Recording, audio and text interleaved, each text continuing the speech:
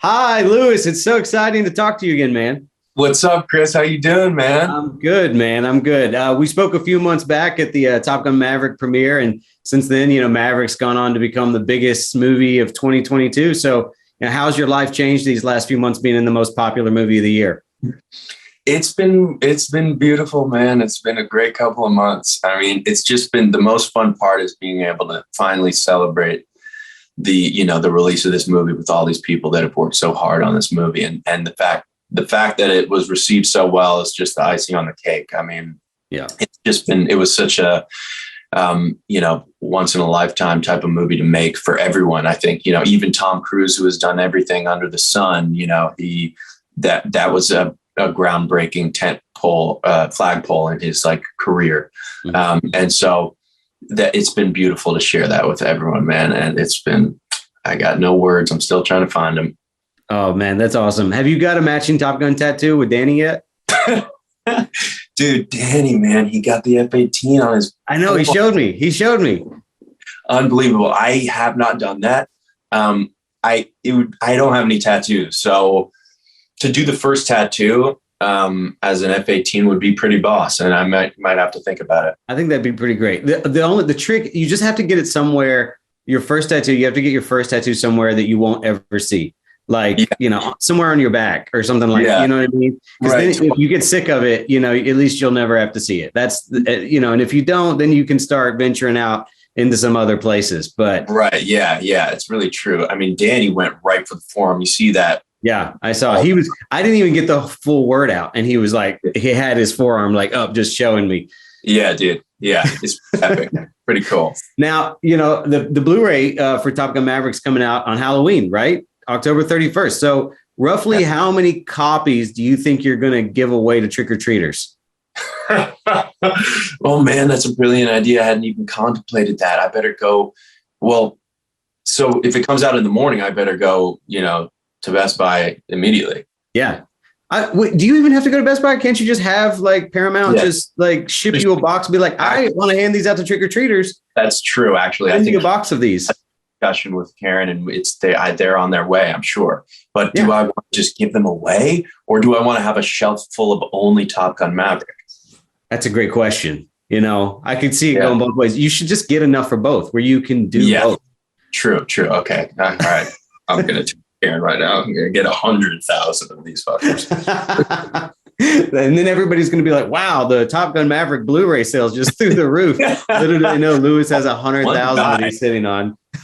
It's kind of funny though. I have all these awesome Top Gun hats and shirts that I love. They've become my favorite shirts and hats. But now that the movie's come out, it's kind of a little dude, what are you doing? Just self-promoting. They're doing fine with publicity. They're promoting this film enough. You don't have to promote it on your own, dude. So I kind of have had to retire some of my favorite Top Gun hats just because I'm I think you're allowed to be proud of the fact that you're in Top Gun Maverick. It's such a good movie. Even if you go out in public from time to time with the Bob glasses, I don't see any shame in it at all. Okay. Thank you for the permission. I'm gonna dig those out of my shelf right now. Yeah. So with the massive success of the movie, of course, there's going to be talks of a sequel. If a sequel ever came to fruition, hypothetically speaking, what would you like to see Bob doing in the sequel, or where would you like to see Bob end up? Dude, that is such a good question. It's a dangerous path to go down because then I'll get my hopes up, Yeah. And I know how rare it was. The likelihood of this movie even happening is so slim. I mean, Tom kept saying it's this movie is hitting a bullet with a bullet. The amount of precision and accuracy that we have to make it a success is it's really we better buckle down and really put our all into it. And because, he knew that when you're making a sequel, it's a hard concoction of paying respects to the first one while also not stepping on sacred grounds, while also maintaining some of the nostalgia and the general tonal emotionality of the first one, while also reinventing it and also making it its own new thing. So to do a third one would be really pushing our luck. But also Tom loves to, well, he wouldn't say pushing his luck because he's all about safety and making sure that there's no room for luck. but it would be maybe getting a little greedy. But I don't know. I want to see more of Bob and Phoenix, their relationship, you know, and where that goes and how that develops. And, you know, I also, you know, one of my best friends from the movie, we were all such close friends, but Danny was one of my closest friends in the world now. And we kept trying to slip in the background, like little additive moments where they're like, you know, fist bumping or like talking to each other and they're friends, because there wasn't that many of those moments in the actual scenes themselves. But I'd love to see, you know, Fanboy and Bob, a little bromance of Fanboy and Bob. Oh, I would be on board to see that as well. I think that, speaking of sequels, I got to tell you, I really enjoyed Strangers Pray at Night. I know, I just want to say Luke seemingly survived at the end. So is there any chance that you're ever going to square up against the Strangers again? Dude, I just heard they're making 3 new Strangers at once or something. What? Really? News completely bypassed me. I didn't know that. Dude, it bypassed me too. I heard from Johannes Roberts a couple of weeks ago. He's like, did you hear they're making Strangers? And so they're doing it. They're taking it in another direction. I'm excited to see it. I'm sure it's going to be cool, but doesn't leave out if they're making 3 more and there's already been 2, they just keep trucking with them, I guess. I guess so, yeah. I guess at that point. But yeah, that's right. Yes. Luke does live. Luke lives. Yeah. I thought so. I was fairly under the impression. I was like, I couldn't remember if it was ambiguous or not, but I thought Luke lived.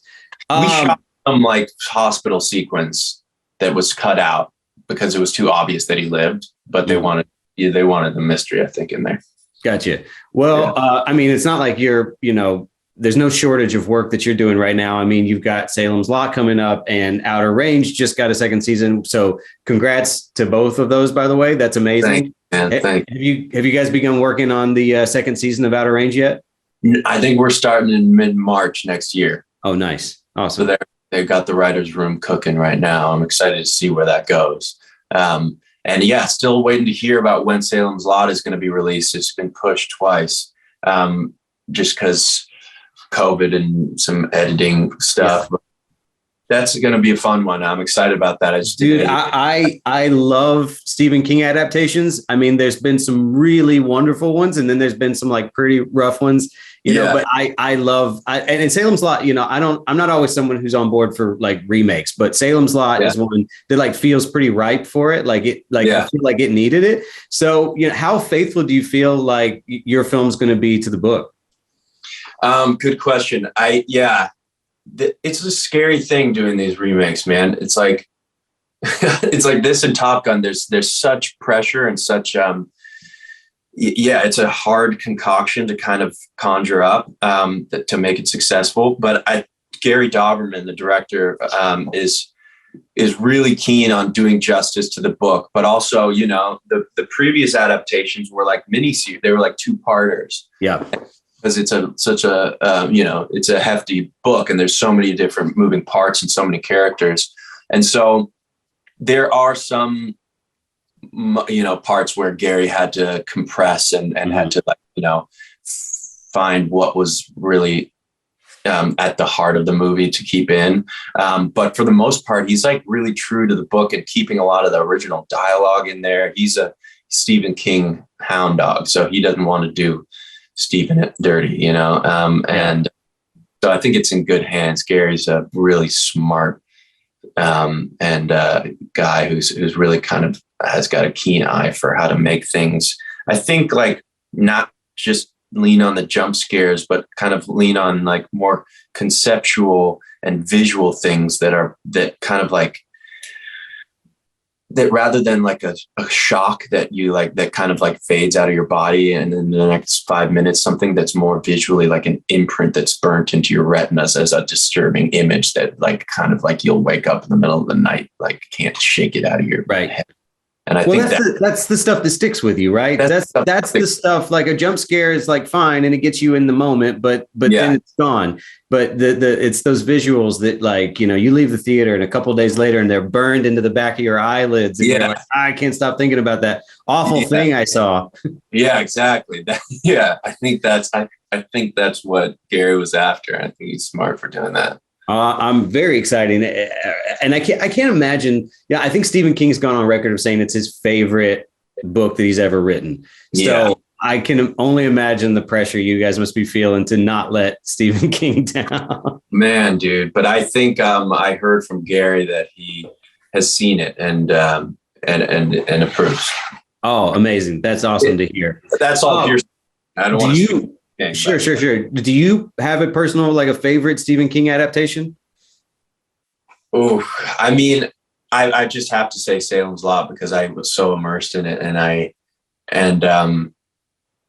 think, that book is, I mean, you forget, like, I hadn't read a Stephen King book since like maybe Misery, which had been like 3 years prior or something. Misery is so good. So good. And I forgot I just like literally forgot. I was like, oh, right. It's because he's one of the best writers in the world. It Right. That's why he's such a phenomenon, because his books are so accessible while also so specific. They're not dumbed down and spoon fed. Mm-hmm. And for how prolific he is, he's not lazy about like reusing certain like, themes or anything like that. He's just, I mean, that brain is like an infinite well of imagination. Blown away by that dude. It's insane the amount of just content that he's put out, like quality stuff that he's put out, over the last 40, 50 years, whatever it's been. I know. I was like insane. Hoping that maybe he was going to come visit the set, and then I was like, what am I thinking? He's got like 100 things in development right now. He can't, like, there's no way he's going to. So you haven't met Stephen King yet? I haven't met Stephen King yet. Oh man, hoping for you, man. But also, it's kind of interesting because, like, a lot of his central characters, at least Ben Mears, is sort of a mirror of parts of himself, I think. Mm. So I would assume, that was my interpretation, and so I'm kind of glad I didn't meet him before, because then I would have been too in my head, maybe. Right. I totally get that. Also, side note, I hope this isn't weird to bring up your dad, but I've been a huge fan of his work ever since I was a little kid. And I was just curious if you have a favorite movie of your dad's. Yeah, man, I do have a couple. Lost Highway is a big one for me. I haven't seen that one. Dude, you got to get on that, David. Okay.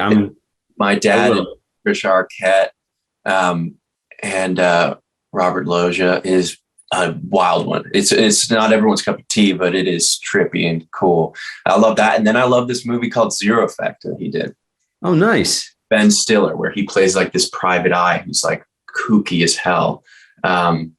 So those are some deep cuts, but I haven't seen either one of those. And actually, I'm very excited. I like asking questions like this because I like to go back and like catch, some hidden gems that I've maybe missed over the years. Yeah. And so I also feel wildly unprepared because I came to this with like Casper. I was like, I love Casper. I've seen that so many times as a kid. Dude, so do I.